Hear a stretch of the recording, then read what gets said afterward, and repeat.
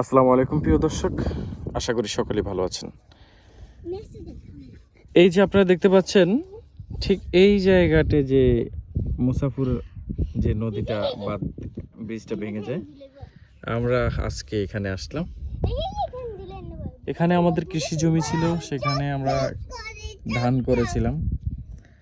আজকে পরিবারের ছোট্ট ছোট্ট সোনামণিদেরকে নিয়ে আসলাম। সবাই খুবই মুখরিত, খুবই আশ্চর্য হয়েছে এই জায়গাটি দেখে। তারা ফার্স্ট টাইম দেখছে। আর এই যে আমি